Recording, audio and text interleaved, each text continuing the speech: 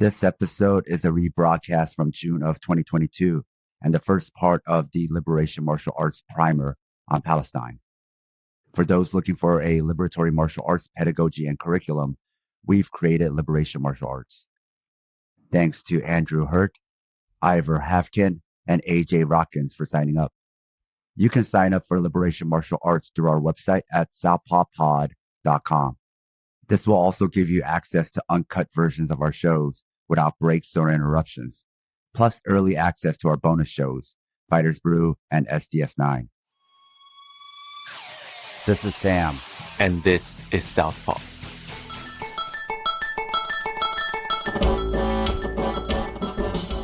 This episode was sponsored by SH, Alejandro, RJ, Thomas, Rachel, Berkshire People's Gym, and New Guy.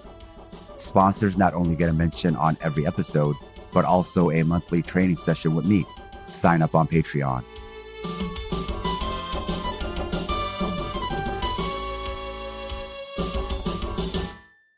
On this episode of Southpaw, we have Huda Ammori and AJ from Palestine Action. Thank you both for being here. Thank you. Thank you for having me. Yeah, it's a pleasure.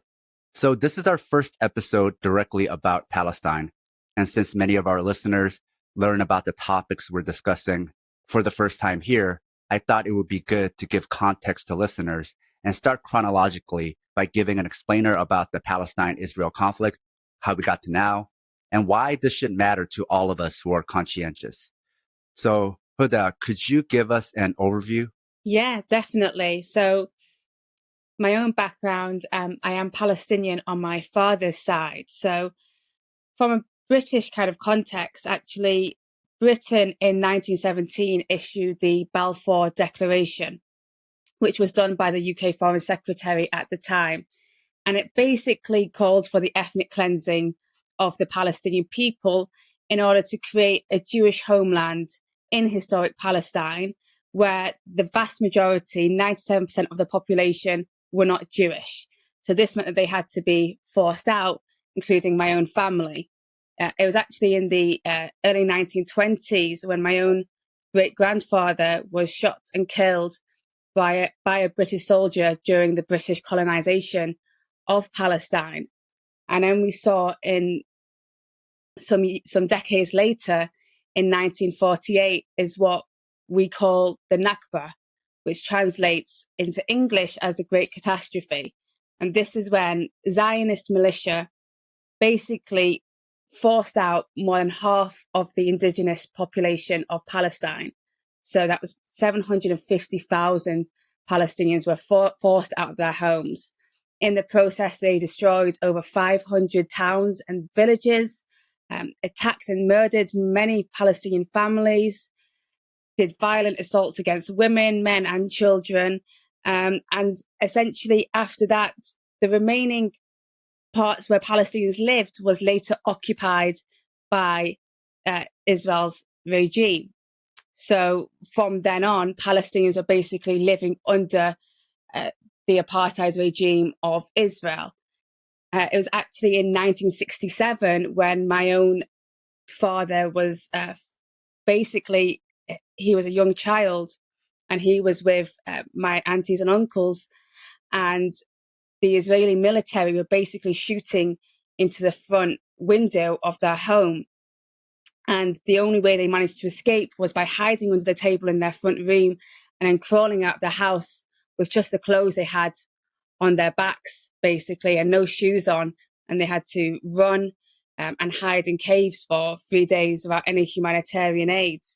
But this is a story which is very common, to be honest, for all Palestinians. And it all roots back to the illegal occupation of Palestine and the system of ethnic cleansing, basically to create the Israeli state and ethnically cleansing the indigenous population continues to this day. So we see in the West Bank, Palestinians are constantly forced to live under the brutal Israeli military rule, which means that if you want to go to school or you want to go to work, you are forced to go through checkpoints in your own land. Many Palestinians are shot and killed at these checkpoints.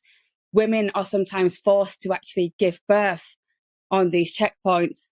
And this is a daily reality for Palestinians there. And also they constantly face the threat of home demolitions, which means basically if you're Palestinian, your home could be demolished in order to create the ever-expanding illegal Israeli settlements. And we see in Gaza has been under brutal land, air and sea blockade for over a decade. It's one of the most densely populated areas on earth, where the vast majority of the population are children and refugees who've been previously displaced from other parts of Palestine and are constantly subject to bombardments of drones, bombs, etc., which are used to basically oppress and kill the Palestinians that live there. Could you explain for people what exactly is the West Bank? Yeah, so basically, if you see, Palestine or historic Palestine on a map, what has happened is that the remaining parts where Palestinians are occupied and inhabit are divided from the bottom of, I would say, the bottom east, if anything, whereas the Gaza Strip and the West Bank is the part on the west side. So basically, Gaza and the West Bank are separated off, and in the middle is what we call Israel state, basically. And actually, even within Israel, there are 20% of the population there are actually Palestinian citizens of Israel who have more than 50 laws which discriminate against them. So basically, geographically, they're two completely separate areas, which are the remaining parts of historic Palestine where Palestinians basically inhabit, but all under an occupation. So based on the history you gave us, it's not as cheery or as simple as what a lot of us have learned, where World War II happened and Jewish people needing a place to go. This has started before then. Yes. So the colonization of Palestine did begin before then, but also for Palestinians, and I think the context that we're given in the West is very much around the Holocaust, but that anti-Semitism wasn't brought by the Palestinians. If anything, it was brought by Europe towards the Jewish people. But basically, this colonial plan manifested in forcing out the indigenous population of Palestine to create a Jewish homeland. And in some ways, I do think it's quite simple, really, what's happened. But often people are given a very different view of it, or told a different view. And a lot of it is propaganda. Palestinians and Palestine don't really have much, if any, voice in the mainstream media when it comes to what the reality is for Palestinians. If anything, the only time there is some sort of voice is when Palestinians are under a brutal assault, which is happening all the time, but when there's a certain escalation. And even then, it's portrayed as something which is two-sided or clashes, when clearly Israel are committing war crimes against the Palestinian people. It's asymmetrical. Exactly. Can you define for us apartheid and its context to Israel? I think especially here in the U.S., we're purposely not taught that term, or that term isn't often used, especially about the U.S., so we might not know. So could you give us a primer on that? Yeah, it's basically the systematic and discrimination using laws and other tools that a state has, such as their military, the legal system, which discriminates against a whole group of people based on their ethnicity, where they're from. So in the context of Palestine, it's Israel systematically discriminating against the indigenous population of Palestine simply because they are Palestinian. And that's the fact on the ground. And that's just, that to me just shows how simple it is. But if you are a Palestinian living in the West Bank or living in Gaza, then your experience of living on that land is very different to those who are Jewish Israeli. They, in some parts, they even have two completely different roads for Palestinians and for Israelis. Israelis do not have to go through checkpoints. They are under what's called a civilian law legal system, whereas Palestinians are under a military legal system, which basically means which happens frequently, very frequently, if you get arrested as a Palestinian, then you are taken to Israeli prisons, and then the court system that you are under is the court of the occupier, where they basically, I don't know the exact stat, but it's something of like a 99% conviction rate. There is no chance of justice in that kind of system. It's designed to be biased against the Palestinian population. Whereas obviously if you are Israeli and Jewish, you have a very different legal system, which does not have that same level of bias against you. So there is a completely different set of rules that Palestinians are subject under compared to Jewish Israelis. And I think, when we see Palestinians in the West Bank, for example, often, and this happened to my own family, their homes they may have had for generations in their family. And Israel can say to them, give them basically a notice to say, you have 30 days to demolish your own home. And if you don't demolish your own home, you have to pay the costs it will cost the occupier to demolish that home. So basically, they put Palestinians under this. It's not just a physical assault, it's a mental assault where if you don't destroy your home and make your family homeless, essentially, and become refugees, then you have to pay the cost to the occupier. And if you don't do that, then they bring in bulldozers, often from the US, actually, and the UK, which are weaponized by Israel and then used to basically bring that home to the ground, whether or not a Palestinian family is inside.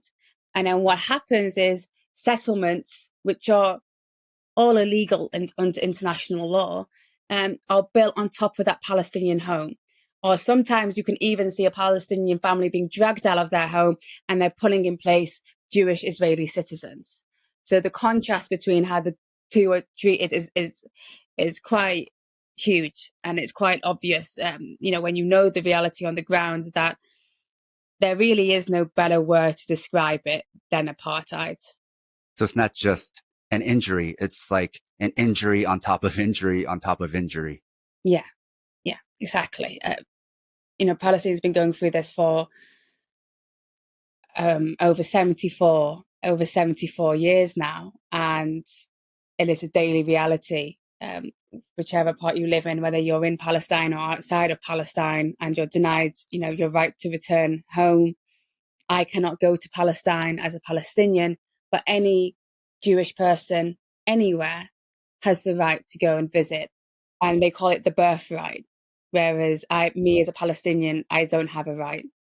Now, you alluded to this earlier, but how are countries like Great Britain and the US involved in all this, not just historically, but even now? Well, today we can see politically, Israel describes Britain, for example, as one of its key strategic allies. They give them a lot of political support, but actually what we see now is how the arms trade is working in Western countries and facilitating the continued occupation of Palestine. The US gives, I think it's about $3.8 billion a year in terms of military aid to Israel to help, continue its arms trade. But the arms trade in Israel basically exists because of the domination over the Palestinian people. It needed weapons in order to keep the Palestinians down and in order to keep the Palestinians oppressed, basically. And we see now that the West massively profits from it. So, for example, companies like Elbit Systems, which is Israel's largest arms company, actually formed in 1966. This was a year before my family was forced out. And they were formed basically to arm Israel's apartheid regime and to force out the Palestinian people. All of their weapons, the vast majority of them, are actually developed and tested, and they market them as tested on the people of Gaza, on the people of the West Bank, on the Palestinian people. And so the occupation is making so much money for these companies, especially the arms trade. And in Britain and in the US, massively so, we see how these companies like Albert Systems are operating and are building such weapons after they're developed on the Palestinian people, creating this whole global economy, all profiting from the occupation. And then these weapons, after they're tested on Palestinians, built in Britain, built in the US as well, and then they're exported across the world to be used in Afghanistan, Iraq, Yemen, Kashmir. So actually, they export the tools of oppression. And Israel is very good at this because their whole existence is based on dominating the Palestinian people. So they had to build weapons in order to suppress the rights of the Palestinians. And this meant they could sell it on and basically say, look, this is tested. We have a whole entrapped population in Gaza who we can basically use as a laboratory.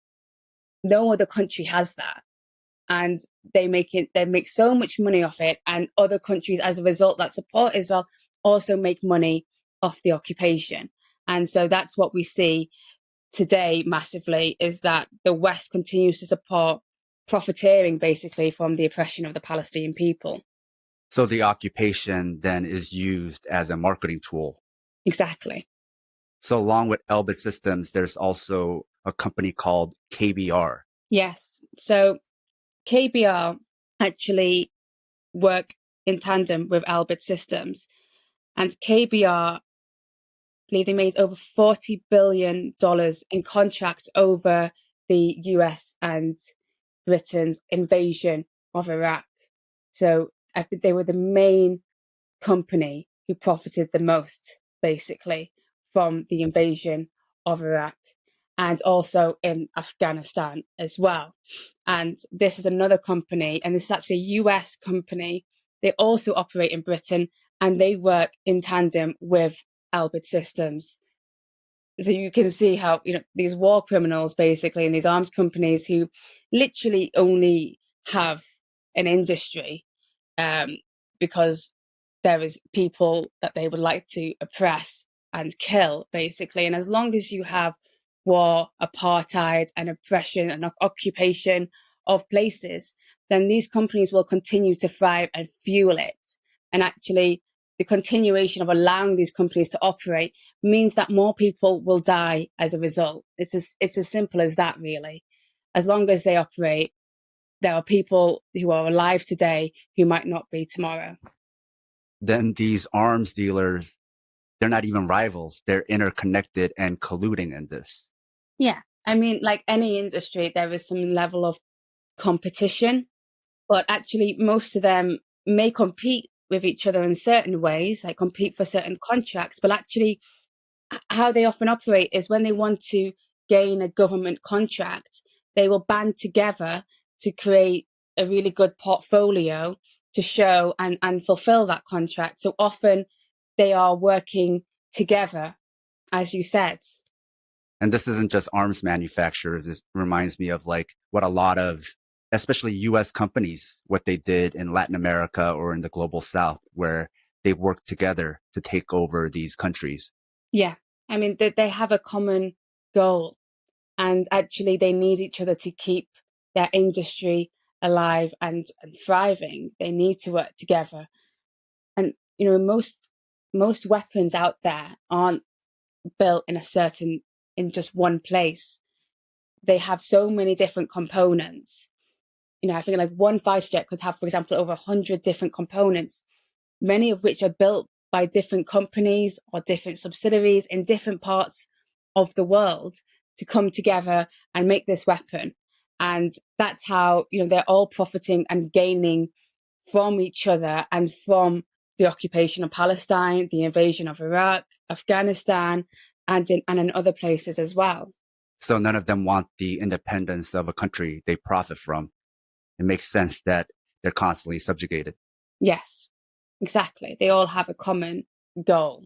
And so they will work together. And often most of these arms companies have have doors into the halls of power, and you can see how they continue to profit from it, and also why there is really little motivation, if any motivation, by those who are powerful and politicians and governments to actually work to support the idea of not violating international law or not supporting apartheid, because there is a huge industry profiting from it, and as a result, Britain profits from it. There's been historians and journalists who bring this up, but especially with the US, when they talk about things happening in other countries, they almost never use the term international law. They often use vague, undefinable terms like freedom and democracy, because if they were to use the term international law, it would highlight how they constantly violate it or ignore it, or often didn't sign off on those laws. Yeah, definitely. And it's quite frustrating, but it's just reality that often all we're asking for is for, countries like Britain to actually respect international law and respect human rights conventions and all of these things that they're supposed to be upholding. And we're such a civilized, it's always saying that we're such a civilized country, etc. But we're literally allowing arms manufacturers who profit from murdering people across the world to operate on our doorsteps, and we're willing to ignore international law in order to allow them to continue to profit. In my eyes, there was nothing civilized about it. And often, America and the US will say things like, when they want to invade Iraq or other places, we're going to bring them democracy and freedom. But I think it's quite obvious that that's just not the reality of what's happened. My mum's family are actually Iraqi, so I'm Palestinian and Iraqi. And I remember when the US and Britain decided to invade Iraq, and the consequences that had on my family, but also the Iraq that my mother knew before that happened, and how her best friend growing up, she was from a Shia Muslim background. Her best friend was Christian. She married a man who was Sunni, and there was no issues. People respected and loved each other. And what happens is when Western countries come and carry out their imperialist policies in these countries, is that they divide and conquer, and they separate out those communities, and they basically create all of these divisions, and they completely destroyed Iraq.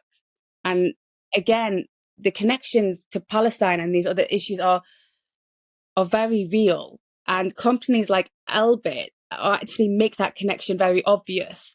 When you see the drones that were used in Gaza, developed in Gaza, were also used then in Iraq, when the company that profited the most from the invasion of Iraq is then working with Israel's largest arms firm to continue to make money for each other and to keep each other thriving. How they ignore international laws and conventions says a lot about who these Western countries count as people. Well, that's the truth of it. And I remember actually when I started, I was always kind of political, but when I started getting involved in activism was after I went out during the refugee crisis in 2015, and I saw thousands of people coming in, suffering from hypothermia, very little help to assist them. And I remember thinking at the time, well, surely if Britain's a democracy and I have a voice, then, maybe it was naive of me, then I can try and do something to stop the arms trade, which is fueling all of these wars, which is driving these refugees to despair and to their death in a lot of cases. And that's what I tried to do. And obviously, it just showed that it wasn't the case, that everything you try and do within what they tell you, you're allowed to do and you're supposed to do to create change, and actually you're completely ignored. You start to realize that the idea of democracy only applies to some, or to some issues. And what you said about Iraq of dividing people up reminds me of what the British Empire did in India. So these methods continue and are hallmarks of Western imperialism. Yeah, it's the same tactics again and again and again. I remember last year during the bombardment of the Gaza Strip, Joe Biden approved $735 million in arms sales to Israel. For people who keep hearing about Gaza, but not quite sure what Gaza is, can you explain a little bit more about the Gaza Strip, what the bombardment did? Yeah, definitely. So Gaza is a part of Palestine, which is basically for over a decade has been under a land, air and sea blockade, which means that they basically can't get much in and things and people cannot get out. They're denied their freedom of movement. People are essentially trapped there. It's one of the most densely populated areas on earth and is often described as the world's largest open air prison. The vast majority of people there, I think I mentioned before, are actually been already displaced from their homes. So they're already refugees living within the Gaza Strip. And the situation there is quite stark in terms of the access to drinking water, access to electricity. All of these things are stopped by Israel. And actually at one point, Israel would calorie count based on how many people lived in Gaza, how much food could go in based on the minimum calories that you would need. So it's so disgusting. And obviously, no one is ever going to have calorie count per bit, how much food they're going to have. So people obviously starved. And often what happens is Palestinians in Gaza are subject to bombardments by Israel. And all the time, basically, Elbit's drones are flying over top of Palestinians in Gaza. They're used to surveil them all of the time. It's quite common for them to see warplanes flying over them, and they can't leave. They are basically trapped.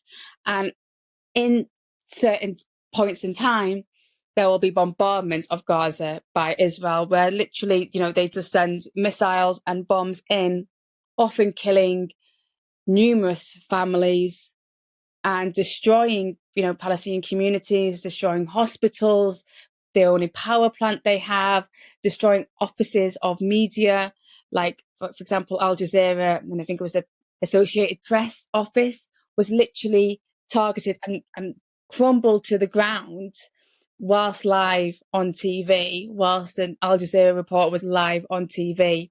And so this is something which, unfortunately, is quite common for the people of Gaza to experience. Last May, we saw this happen again. And in the space of 11 days, they basically killed over, I think it was 200 Palestinians, over 67 children. And they actually wiped out every single member of 20 families in Gaza.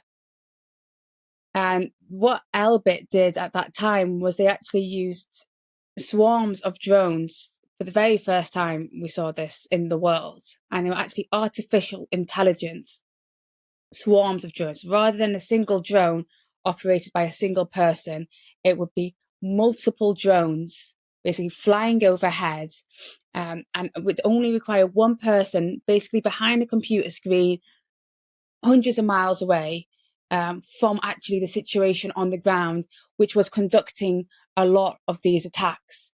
And Elbit, Israel's largest arms firm, literally sat with the Israeli military. So not only did they provide the weapons for them, but they sat with the Israeli military and said that they were proud to conduct over 30 strikes during that time.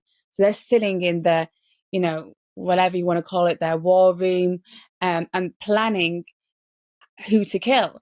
And they say that these drones are supposedly meant to make it more targeted, so you'll have less civilian deaths, so they say, right? But actually, we're not seeing that. We're seeing more of anything. And so it begs the question of, are they obviously doing this on purpose to ethnically cleanse the Palestinians? Or maybe this whole idea of modern warfare is actually much more lethal than what's happened in the past. I mean, if you're in Gaza and you have seen these drones target and missiles fall down and attack your neighbor's home, and every single day you have to see the same drones flying above your head, it's torture and it's constant trauma, not just for children, for everyone, for adults living there. And that's what they have to live through every day. And often we only see in the West when it's at its absolute peak in terms of the attacks on Palestinians. But these attacks happen routinely, and every day that the occupation continues, every year that the blockade of Gaza continues, more lives are taken. And we see that the Palestinians are very resilient and have gone en masse to protest against the Israeli occupation in Gaza and have been shot whilst doing so. And they keep going back and back and back, knowing that they're facing bullets, knowing that they could be killed. But they do it because for them, their lives are already, they don't have freedom. And for them, they have nothing else to lose, but they have everything to gain. So I think it's tragic, but also the way Palestinians resist is also inspiring at the same time. And I think it left 70,000 people unhoused or more. Yes, 70,000 displaced. And actually, I think the Palestinian refugee population is at over 7 million at the moment. I think it's one of the biggest refugee populations in the whole world. So they were already refugees. And then, like I said about injury, instead of even insult to injury, it's just an injury on top of the injury. You're displaced and then you get displaced again. Yeah. And, often people say about post-traumatic stress disorder, but in Gaza, there is no post. It's just continual. Like you said, it's just injury on injury on injury. A note to our listeners.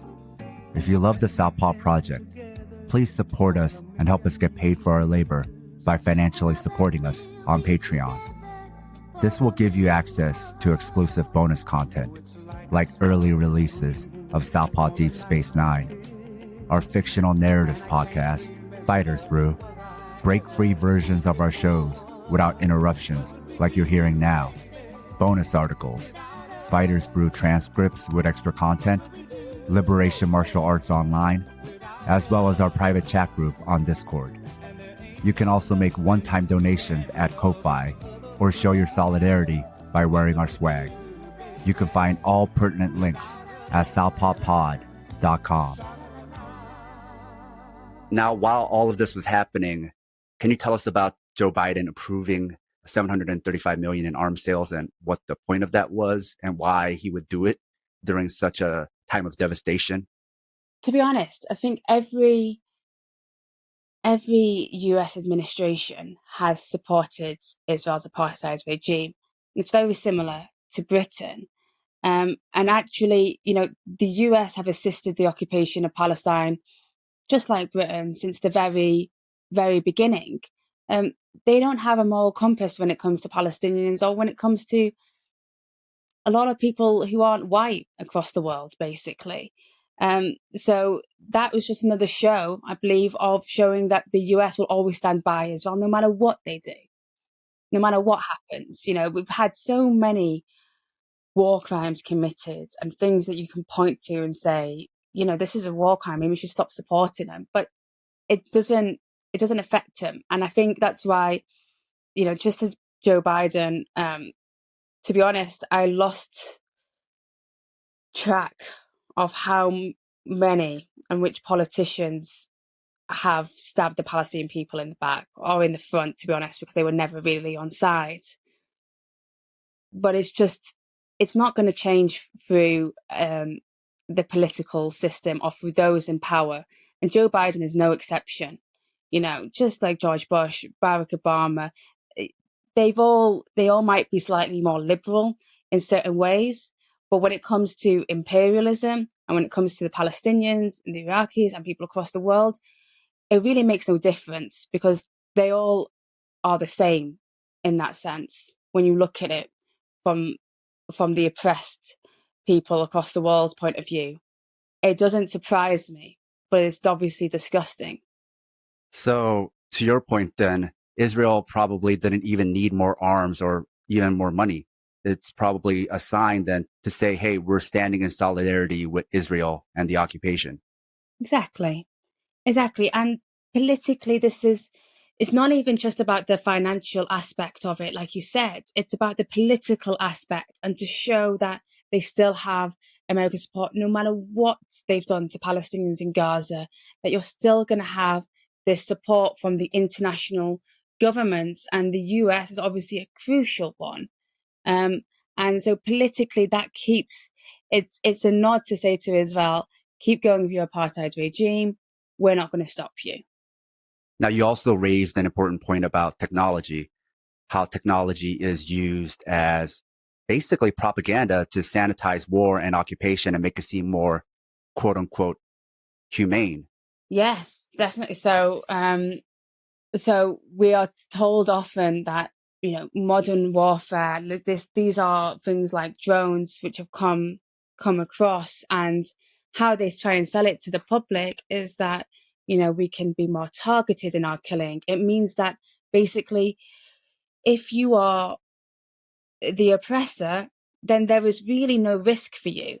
If you can send an unmanned, drone,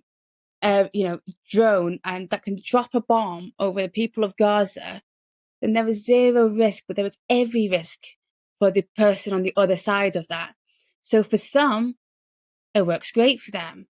But for the others who are on the other side of those weapons, it's extremely dangerous to see the trajectory of how it keeps on going. And the drone swarms was just the latest in this. And actually, even by people who support, and people in the defense news industry, as they call it, defense, the arms industry, we're criticizing it and saying we can't go this far. When you start using artificial intelligence weapons, which basically means now not even a person needs to operate it, or you just need one person to control basically an army of drones which can target, surveil, and attack Palestinians and others across the world, because that's what happens. It's developed in Gaza, and now we're seeing contracts made with the British government to have these same technology. So once it's used, as it was used for the first time in Gaza in May, then it's exported across the world, and it makes the powerful basically more powerful, and those without the power more powerless, in a sense. So when they talk about being more humane, what they're not saying out loud is it's more humane for the oppressor, not the oppressed. Yeah, exactly. And it's exactly the opposite of humane. You're basically, it's robots killing humans. And the people behind making the decisions of who they kill are those who've been carrying out colonial projects for decades, which means it's people like the Palestinians and others across the world who are going to be the victim of it. It won't be those who are the colonizers. Now, it's not just weapons these companies make. They also make surveillance technology. I think you mentioned that earlier. What is the connection between surveillance and militarization? Well, in order to keep a population down and to keep them subjugated and oppressed, then they basically want to make sure that you know that they can see everything you do. And that means that everything, is constantly surveilled by these drones, which are flying above your heads. If anything, it entrenches the apartheid regime over the Palestinians in Gaza. And it's a daily reminder that you are under occupation, that the colonizer and the person who may have, or sorry, not the person, but the regime that may have attacked your family before, killed your neighbors before, destroyed your school, is hovering above your head all of the time. And the surveillance is not just used to basically keep track of what Palestinians are doing. It's a mental torture for them.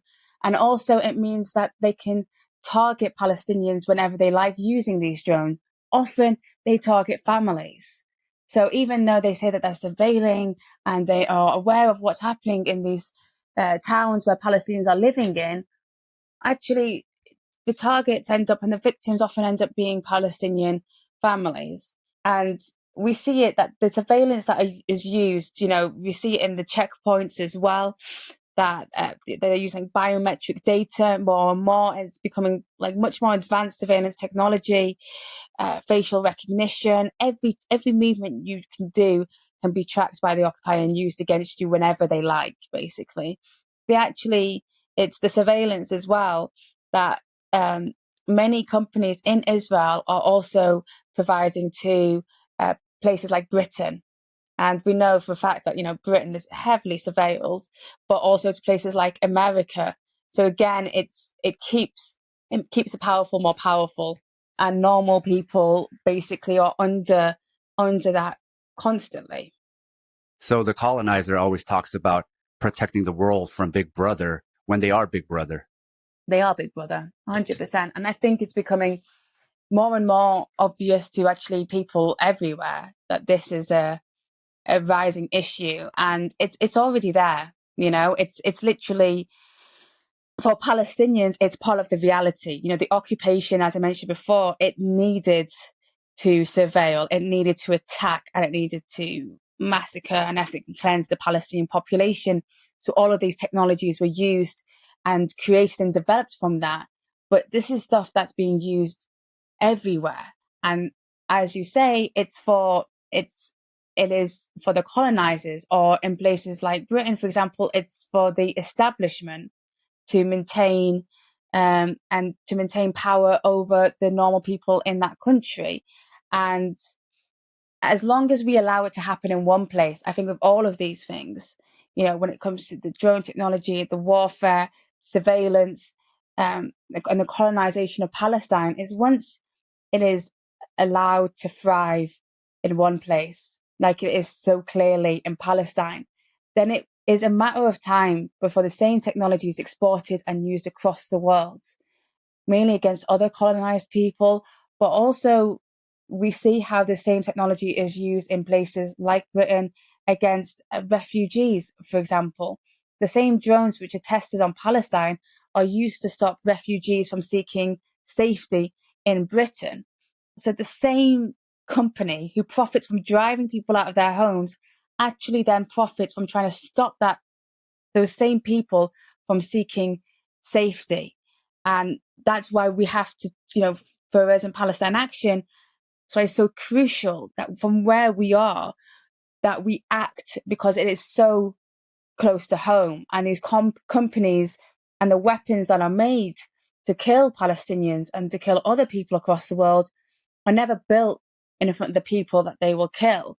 They're built in front of us, whether that's the US or Britain. And that's where we actually have an opportunity to intervene in this lethal global supply chain. What is the separation wall? So the separation wall is basically designed to keep Palestinians trapped in where Israel basically says you're allowed to live. So it runs through the West Bank, and again, it's built with technology made by Elbit. And it's a huge, huge wall, and you can see how the separation between those inside it, the Palestinians, and those outside of it, again, just showing the clear apartheid system that runs for Palestinian people. We also see in Gaza where they're trying to build a wall around the Gaza Strip, again, to entrap the Palestinians and to separate them out from the Jewish Israelis, basically, and often to separate them out from their own families as well. But in Gaza, they're not actually just building it above the ground. They're building it down below the ground as well. So you are literally trapped, and then your only way in and out is through occupation soldiers who decide if you get to leave or decide who gets to enter. It's just another form of control. So the wall Trump wanted that horrified many Americans already exists, but it traps Palestinians. So it raises this question, is that why they don't care? Well, actually, again, it was Elbit, the same company who built the electronics and the technology for the apartheid wall in Palestine, gained the contract for the US-Mexico wall. Again, it's just another way of how it's, it starts off in Palestine so often, and when you allow it to keep going, it goes across the world. But it's the same. It was literally inspired by that. Wow, I had no idea. You couldn't make it up, could you? Like the links are crazy, but it's just how they work. Yeah, it sounds like tactics of a comic book villain. Yeah, yeah, exactly. Now, you're both in England. For such a small country, why does it seem like so many weapons are produced there?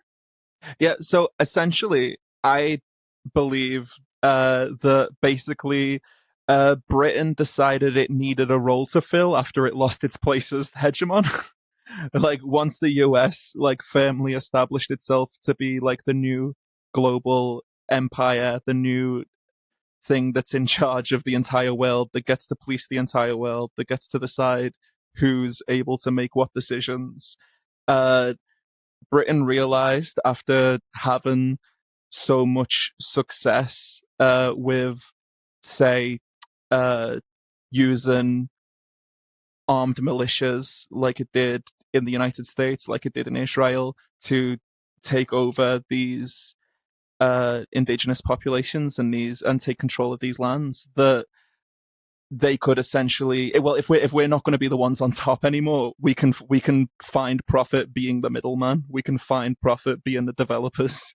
The thing that let the UK essentially take over the world was just building up the largest navy, which was a necessity at the time, being an isolated island. But I think, it's always been sort of central to how we've taken over other places is that it's all about the arsenal. So I think both like the relationship we've had with like on the ground militias and like on the ground mercenaries and things like that in order to displace other governments and other civilizations, and the way that building up as large an arsenal as possible has always been central to how we've committed our own military actions. I think like both culturally and in industry, it just leads so easily to realizing that that is a place that we can fall into. I think actually it was like the second largest exporter of arms in the world, and we're such a small country that it's just crazy when you think about it. When you see it on a map, just how prevalent the arms trade is, and often it's in, it's not in like the center metropolitan cities. It's in like the more like rural towns where they build a lot of these weapons, often because it's actually cheaper to operate there. But I think AJ covered it basically. We often say post-colonialism and all of that stuff, but it's like, no, you still profit from colonialism. It's just more directly through the arms industry and less overtly going directly to colonized places, but it's through other ways that they continue to profit from the oppression of other people. So it's disproportionate. Then they are still very much a world leader, just in a different role. Like per capita, it sounds like they make more arms than anybody else. So their role has changed, but they're very much a leader in profiting off of oppression and colonialism. Yeah, I mean, we're still one of the world's like biggest hotbeds, not just for arms production, but also for arms fairs. Like there's at this point more arms fairs than I can name, like up in like based in different cities across the UK.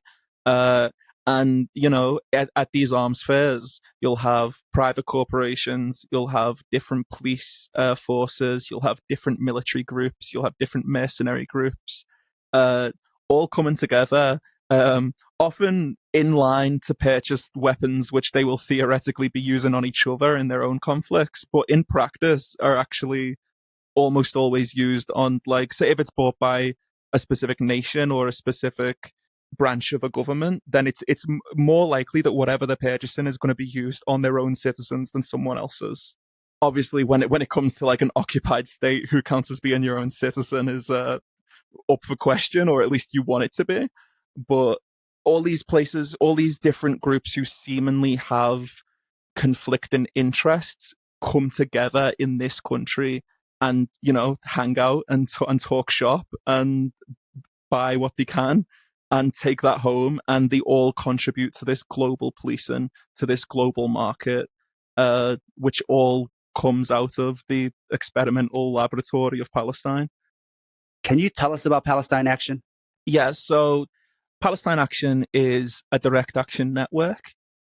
So what that essentially means is, rather than being, say, a political party or a campaign group who lobbies public opinion or lobbies people in power to make legislative changes, what we do is connect people to empower them to make those changes themselves. So essentially, being in an empirical core, being in like the heart of empire, heart of former empire, however you want to consider this country, having all this production here is obviously disgusting, but it's also an opportunity in the sense that whatever we do in the UK, to whatever level of escalation things reach, we are not going to be treated as harshly as Palestinian people who are actually in Palestine. Obviously, Palestinian people in the UK are more likely to be treated more harshly than non-Palestinian people in the UK. Like, those things still hold true. But regardless, you know, we just don't face the same threat. And at the end of the day, I think something that these arms companies teach us is that it's a lot easier to destroy something than it is to build something. And when the center of production is here, that means we have the opportunity to destroy the production. You know, there's the old Marxist slogan of seize the means of production. We don't want these means of production. We want them destroyed. And I think as a direct action network, we are about connecting people who have the same aim and giving them the chance to work together towards that. Because at the end of the day, no matter how well guarded these factories are, no matter what security measures they take, it's a lot easier for someone to breach the security and to shut down the factory and to damage the means of production and to halt production or, you know, disrupt the supply chain in a way which is extremely meaningful in terms of its material effects. So even if someone goes and shuts down a factory for a couple of weeks, you know, that hasn't changed legislation about whether or not they're allowed to produce these weapons here. That hasn't changed the legal status of Elbit Systems. They are still considered a lawful business, despite the fact that everything they do flies in the face of international law, flies in the face of domestic British law, because, you know, we know how policing works. Policing is to protect corporate interests. It's not to protect us as civilians or to enact our will as a people. It's to protect the corporate interest. So if the corporate interest is breaking the law, those laws will not be enforced against them. But we can enforce them ourselves. And once we have shut down that factory, even if it's just for 2 weeks, that's 2 weeks things aren't working smoothly for them. That's 2 weeks that they can't get an engine into a drone. And obviously they've already got, they have so much of this weaponry already. And as you said, they keep getting given more, whether that's by Biden because he's decided he wants to give a gift just as a gesture of goodwill or whatever, or whether that's business as usual. They have a lot on hand, but they are still constantly in need of more, because that's how capitalism works. The expansion has to be constant. And when you have a trapped population that you're experimenting on, that means that what you're experimenting on them with can't stay the same. You have to be constantly developing new technologies. So for Palestine Action, our aim is to stop the development of those technologies, to stop the production of those technologies, to raise awareness both nationally, internationally, and on the local level in the communities where these factories are based, of, well, the fact that they exist in the first place, the historical and current context that they exist in politically, and the fact that we have the power to stop them. That says a lot about changing laws if it's easier to shut down a factory than change legislation. Yeah, I mean, at the end of the day, the government is not interested in changing any laws or using the ones that are already in place that should prevent any of these things from happening. the government is invested quite literally in the project of the state of Israel. We mentioned KBR and Elbit Systems earlier. So, they are actually each hold a 50% share in what's called Affinity Flying Services, which trains pilots for the UK's Royal Air Force. It also, on behalf of the Royal Air Force, trains pilots for the Kingdom of Saudi Arabia to bomb Yemen with arms that are supplied by the UK and by the US and Syria as well, of course. So, when we talk about how the experiment, and we heard the example of the border wall as well. When these companies who are always lying about their role and about what it is they do, when we hear what they say, it's so obvious when they're telling the truth. And when they say that these weapons are battle tested, or they are, whatever other language they use, that they are battle tested is usually what they say on Palestinians. That is the truth of the matter. Everything that they are developing is being developed on a captive population, and all of these companies, all of these governments who are financially tied to these operations continuing, they are not interested in laws changing to stop that. They are interested in business continuing. They are interested in the expansion of profits, in business as usual, essentially. If you love the Southpaw project, become one of our financial supporters. It'll help us supplement the cost of running this project, the incredible time and energy we put into it 7 days a week, and you'll be giving us some breathing room, not only to juggle Southpaw with our day jobs, but also to expand Southpaw into other areas. We can't exist without your contributions. Show your Southpaw solidarity by supporting us at southpawpod.com. How diverse is Palestine Action? I think you were even telling me about members who are Israeli dissidents. So it's not just Palestinians. So can you tell us a bit about the makeup and who are the types of people who care about this and why they care about this, how they got to caring about this? So I'm not Palestinian. I'm a white British-born citizen, and but I think in that sense I'm not necessarily a minority within Palestine Action. Although there are a lot of members who have more of a familial or cultural connection to Palestine, but in terms of actual Palestinian members, that's not very common, because of course Palestinian members would be cracked down on a lot harder than non-Palestinian members, essentially. But I know we do have a lot of Muslim members. We have a lot of transgender members. And but in terms of actual demographics, there's a lot of young people, but we also get, we've had people in the 70s up on roofs before. It's there's a lot of variation, and we also have some members who are Jewish Israeli dissidents, who are prominent members of the anti-Zionist community in general, but are currently two specific ones I'm thinking of are Ronnie Barker and Stavit Sinai, who are actually currently being imprisoned in the UK for a recent action they undertook to mark the 74th anniversary of the Nakba. I say anniversary of the Nakba, I mean anniversary of the beginning of the Nakba, because the Nakba is still ongoing. It's not just a day. But yeah, so we do have a relatively very diverse makeup in terms of who's a member of the network.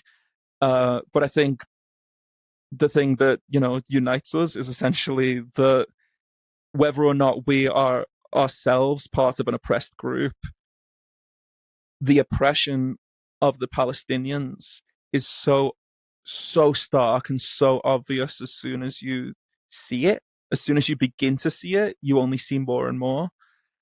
And it is also, I think, just from the way everything seems to spring from Palestine, in both in an economic sense as well as in a political sense, it's just so obvious how all of our oppressions are interconnected.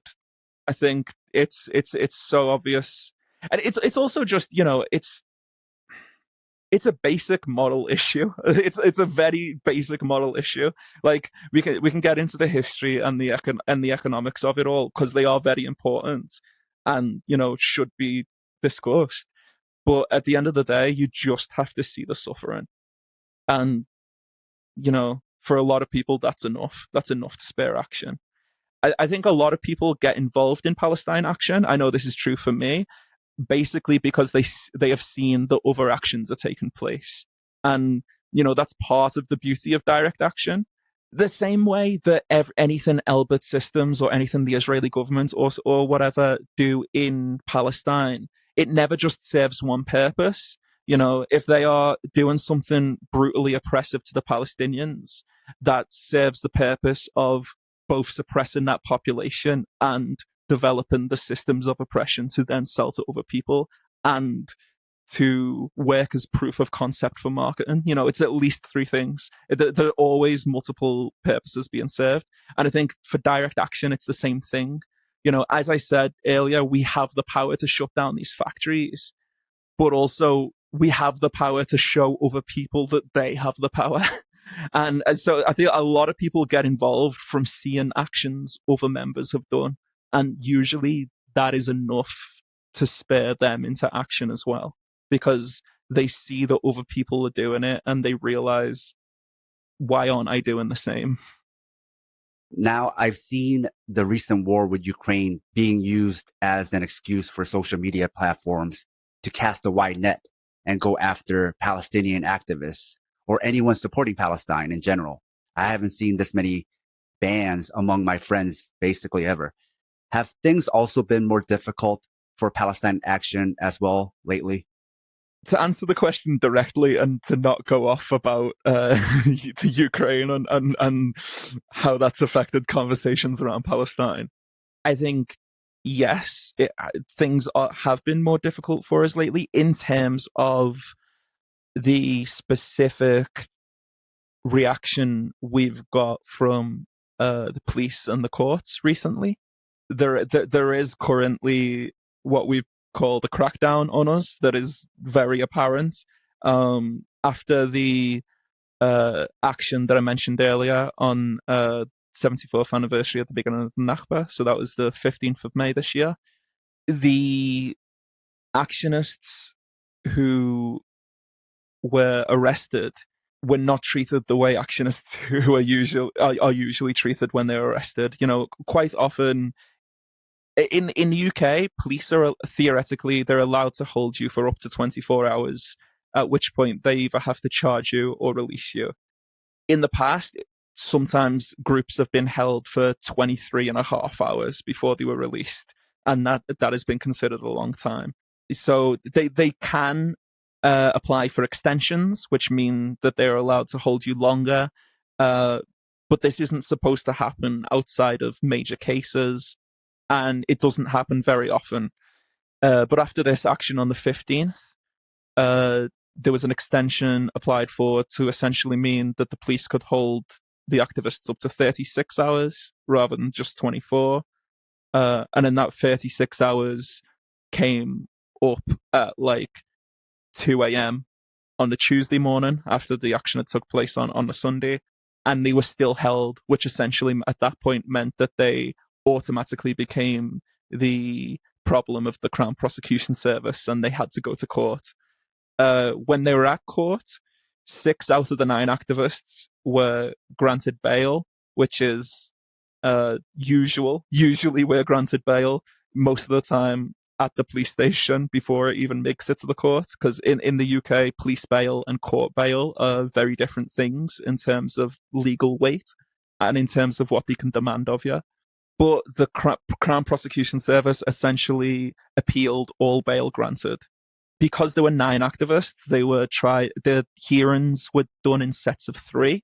And after the first set of 3, when bail was granted and then they appealed it, they then basically openly said like that they were going to continue to appeal any bail given, which is, you know, quite unprecedented in terms of reaction from the state. So that meant that our activists were automatically held and sent to prison, which is obviously very distressing and is an escalation. Eventually, 7 out of the 9 were granted bail, but the 2 Israeli dissidents I mentioned earlier, Ronnie and Stavit, are still being imprisoned. The CPS argued that they should not be released on grounds of fear of failure to surrender. So basically, because they are foreign nationals, they would be able, they shouldn't get to leave prison. They shouldn't be granted bail. I was personally at each hearing. There were several hearings because of the extensive, let's call them mistakes or maneuvers of the Crown Prosecution Service and the courts. Things kept getting dragged out, which meant that people were being held longer and longer before decisions were being made. So eventually they were just arguing for these 2 to be held, the two Jewish Israelis. And it wasn't until the 3rd hearing that they actually acknowledged that they were Israeli. Before then, they had just been describing them as foreign nationals from the Middle East, clearly leaning into implicit racism that they could expect from the assumption that they were themselves Arabs or Palestinian. I saw the face of the judge when the CPS eventually said that they were Israeli, and she was not. She clearly understood what was happening and wasn't happy with it. But it was a different judge who ultimately decided that they should not be allowed bail, even though he did disagree with the CPS's argument that they would be a flight risk. He explicitly said he doesn't think that they would be a flight risk, or that the idea that they were a flight risk wouldn't be sufficient grounds to deny them bail. But he called for a lunch break before giving his decision, and basically over the lunch break, the CPS found that while they were all being kept in custody, the 2 Jewish Israeli dissidents had been charged for a previous action from May the year earlier, where they had previously been released under investigation from this, which essentially means that no charges have been processed. You have completed any bail conditions given. You essentially just have to wait and see if they charge you. And they charged them at 2 a.m. in the middle of the night before they went to court. So the courts didn't have this information at first, but once the judge found out about it, he decided that instead of denying them bail on grounds of fear of failure to surrender, which is what the CPS were arguing for, he was going to deny them bail on grounds of fear of further offense. And in the process of this, he said that essentially reoffending, even though they had no previous convictions and they were released under investigation and had previously cooperated with the police and courts on all their bail conditions while they had them, and they hadn't broken bail because they were released under investigation. He said that reoffending while RUI'd was essentially equivalent to breaking bail, which is completely untrue, both on a, literal semantic level, but also legally speaking. It's just completely untrue. It's not how the law works. But that was his justification for denying them bail. So now they are still imprisoned over 2 weeks after their action. So this is our second attempt at this recording because this arrest and this holding kept dragging out and was up in the air, and it overlapped with our first attempt. So this harshness was unexpected. I remember I was talking to you about it, and you seemed very distressed, but also confused and uncertain about what was supposed to happen, because being part of Palestine Action, it sounded like, arrests are something you deal with. You've been to this before, but this was something unprecedented. Yeah, so there is a thing in British law that I think doesn't exist in law in most other countries. So to an American audience or to other audiences, it might sound a bit strange, but there's a precedent in British law for what we call accountable actions, which is essentially when a protest group or some other group performs a direct action with the intention of being arrested and with the intention of potentially going to court, so that they can prove that any theoretical crime they committed was a proportionate action taken to prevent a greater crime. So the strategy of this is, of course, we're able to do things like shut down factories and then not be charged for it. A lot of the time, companies like Elbit don't want to take us to court because they don't want to be exposed for the criminals that they are in the courtrooms. So charges get dropped before it even makes it to trial. But on the few times that things have gone to trial, we've won basically every single time, except for one time where someone was awarded a suspended sentence, which essentially meant that they got time served for bail conditions and had to pay a small fine. But every other time it's made it to court, we've been found not guilty, specifically because any allegations of criminal damage or whatever are actually seen as being proportionate actions to stop the greater crimes against both British and international law that these corporations are committing. So when we do these accountable actions, we plan on getting arrested because we plan to usually occupy a site for as long as possible, whether that's to cause as much damage as possible or whether that's to have the site shut down for as long as possible. But these actions are taken with it in mind that we will be getting arrested by the end of them. So that's like part of our usual procedure is getting arrested. Being imprisoned is not part of our usual procedure. It doesn't usually go this way. This is a definite and transparent escalation in a police and court crackdown against us.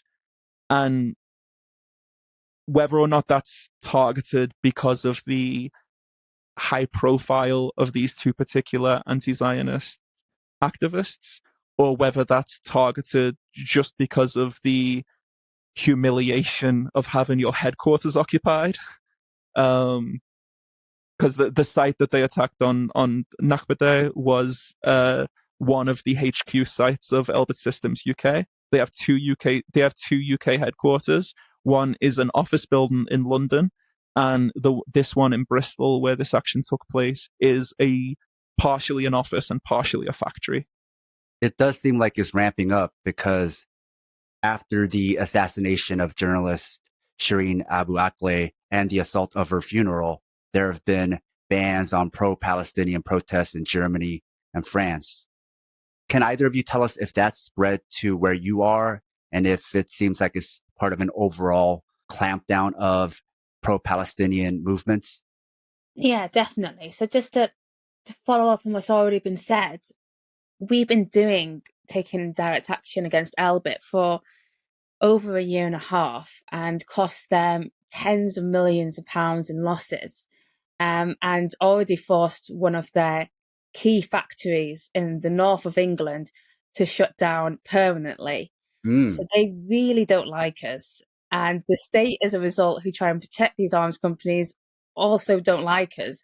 And I think we can see it, through any successful movement or movement which actually truly poses a challenge to the state or to the status quo, that they are not going to let you succeed without putting some serious obstacles in your way.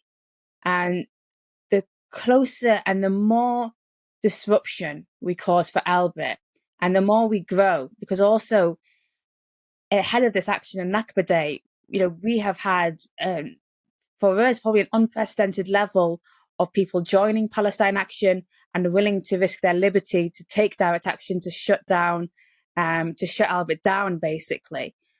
So I think that this latest crackdown is basically an attempt to do what they can to stop us and to deter us from taking this type of action.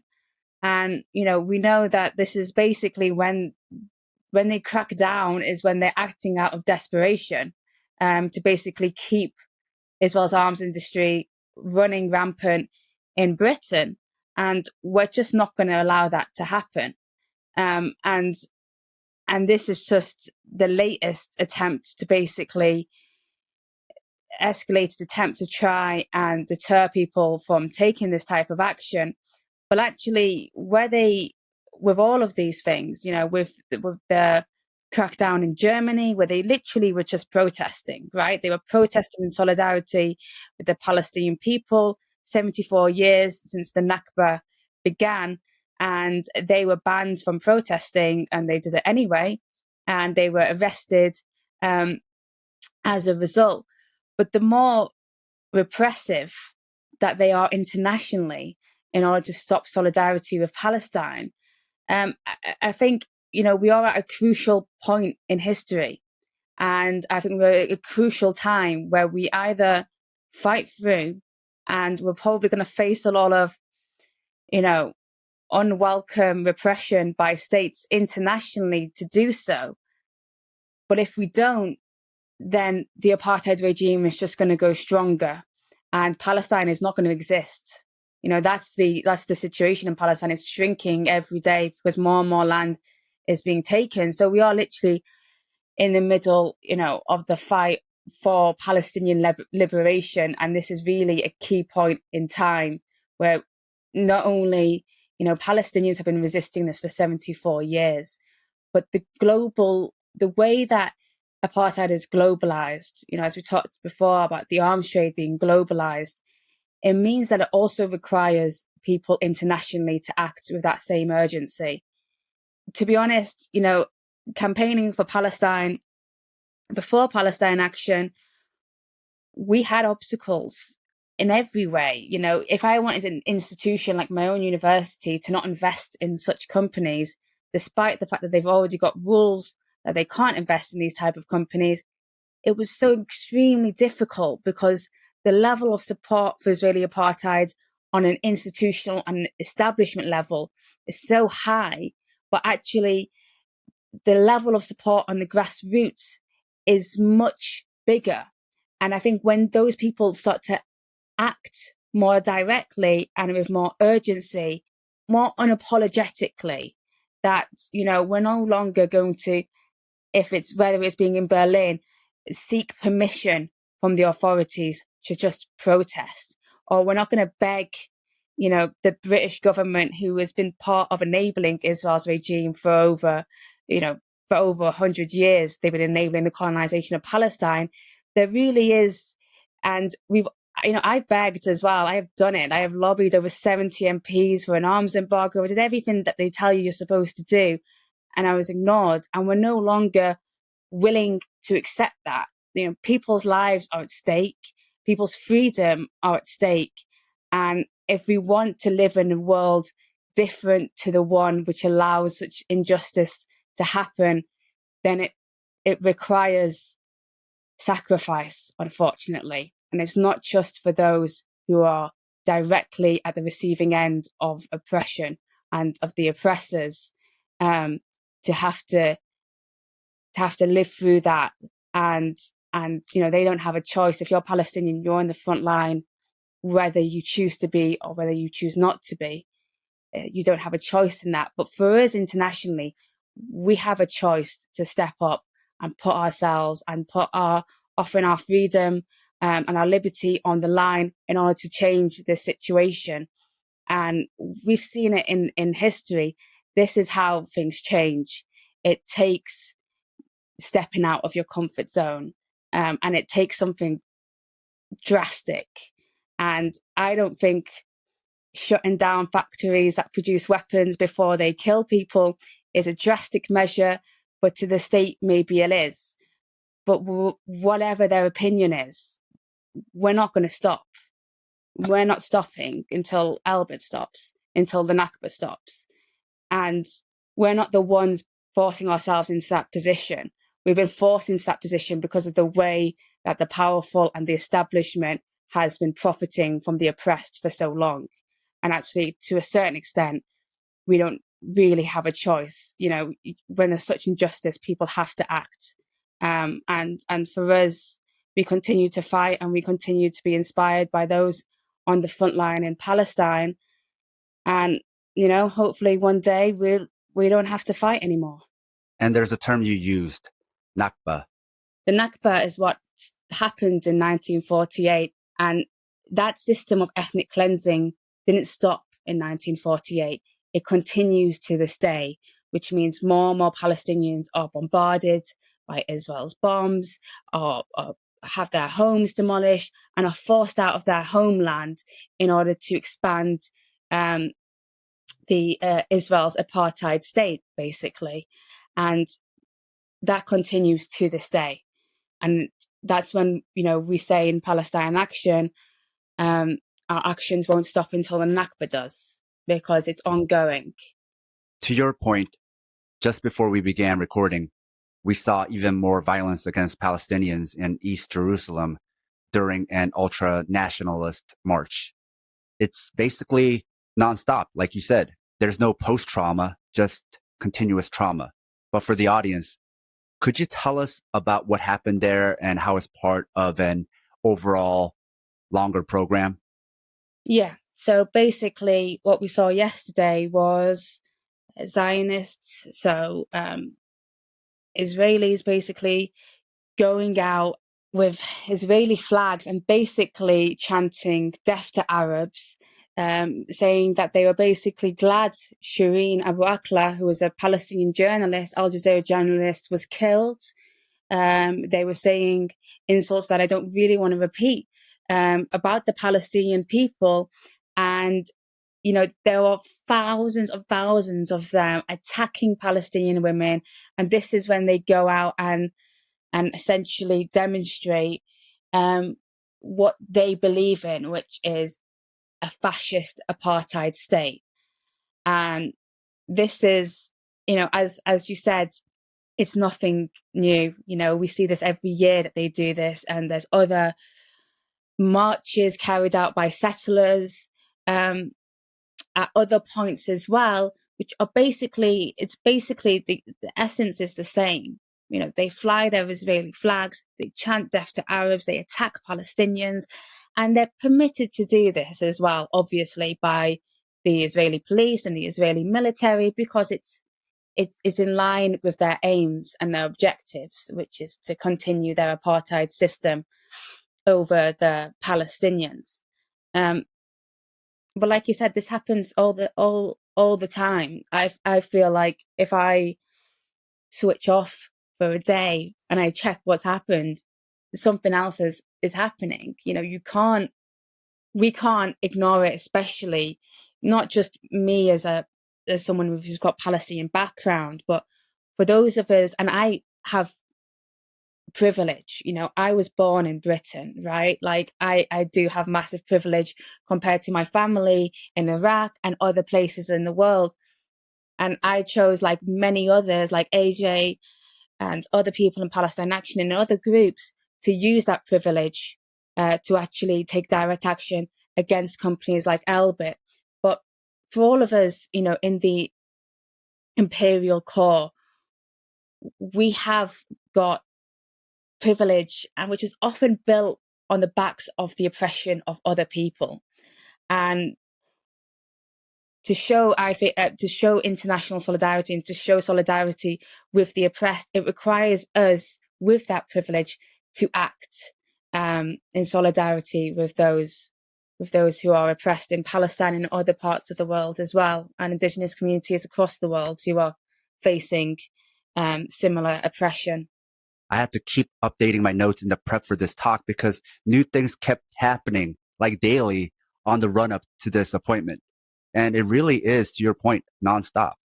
Yeah, and that's by design as well. Like, if you look at on the same day at the same time as the Israeli occupying forces were attacking Shireen's funeral, at the same time, busloads of Jewish Israeli settlers were being taken to the empty apartment blocks of the Palestinians who were in the street, and they were running in and filling the place with their own property and taking over the buildings and claiming the homes for themselves while people were being brutalized in the street. And that was coordinated, just as people are allowed to do these hate marches, were protected by the occupying forces. It's all coordinated. The same way as it always has been in settler colonialism and in imperialism. Just as the militias were used to instigate the Nakba before the Israeli government was established, it's still militias and it's still, vigilantes and of settlers who often fly. There's loads of common jokes and proverbs about Israelis having cousins from Brooklyn who, if I don't take your house, my cousin from Brooklyn will. Because a lot of the time it is people from America who are going over and stealing these homes. Obviously, not just from America. And obviously, when I say Jewish Israelis, I'm not saying that to stress the Judaism. I'm saying that to differentiate them from Palestinian Israelis. But every time these things happen, every time there is something going on like this, there is some sort of distraction or maneuver in order to enable the continued expansion, the continued dispossession of the Israeli territory into the Palestinian territory of the Palestinian people from their own homes. And it's always coordinated. Just to catch people up, AJ, how was Shireen killed? Shireen was assassinated by a IOF sniper, essentially.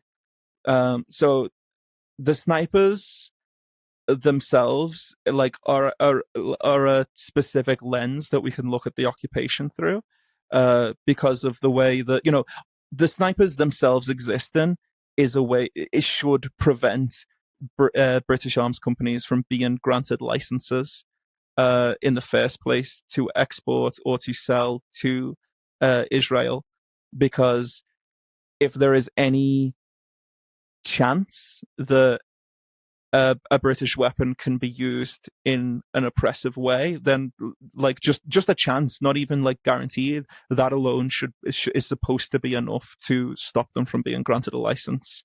But as well as that, you can see the change of tactics of the Israeli snipers over time. In Shireen's case specifically, she was shot in the head from a distance while wearing a bulletproof vest and a bulletproof helmet. It was a targeted assassination. Because she specifically was a Palestinian cultural hero, and she was a renowned journalist who was dedicated to covering the truth of the occupation of Palestine. And she was essentially a hero who could be martyred. She was someone that they could murder to try and disincentivize any sort of action or coverage from further journalists, and also to create the situations like the one we saw at her funeral in order to enable the capturing of more Palestinian land, of more Palestinian property. But historically, we've seen shifts in tactics from the Israeli occupying forces sniper teams. They went from essentially killing as many people as they could, and there is a lot of well-documented evidence of them shooting person after person, children, anyone, just to kill them. They had a change of tactics. I'm not sure exactly when it was. Maybe it was 2014, maybe slightly earlier, where they instead switched ammo to an illegal ammunition type produced by Elbit Systems, which is essentially hollow point rounds that are designed to cause as much shrapnel in the body as possible. And instead of killing people, they would instead target them intentionally to mutilate them, especially children. They would target them in kneecaps. They would target them in arms. They would shoot them in places that would mean that they would lose limbs and that they would be disabled or impaired indefinitely, especially while in places like Gaza where they're unable to leave.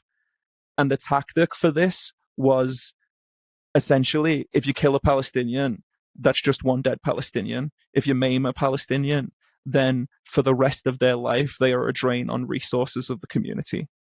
So they went to intentionally impairing and disabling Palestinian children, Palestinian activists, so that they would then take away from whatever healthcare resources were available, from whatever food was available. And they want them to be a continuous drain on resources rather than to just be a death. That makes the Shireen's case even more starkly contrasted and so much more obviously an assassination. I think we've covered quite a bit for people to think about, chew on, reflect on. Thank you both for your time and being on the show. I really appreciate it. Thank you for having us. Thank you. Thank you for having us. Can you tell us where people can find more info on Palestine Action and ways for listeners to support you? Yeah, definitely. So we have a website, PalestineAction.org. We're on both Twitter and Instagram at pal_action. We are not on Facebook because we were taken down by the site, but you can contact us through those other places and you can sign up to join us, donate. And if you are in the US and you're looking to do something similar over there, then please just reach out, email us at info@PalestineAction.org. Albert has a very large presence in the US, and there's plenty that people can do over there to target Israel's arms trade. I'll put all that in the show notes. Thank you. If you like this episode and like what we do, support us on Patreon or Substack. We also have the Liberation Martial Arts program if you want to train with us from wherever you are. You'll find lots of techniques, exercises, theory, pedagogy, and even political theory. You can even get a monthly training session with me, either in person or online. Liberation Martial Arts also comes with Fighters Brew transcripts and breakdowns. Find all our links, including Southpaw merch, at southpawpod.com. With that said, thanks for listening.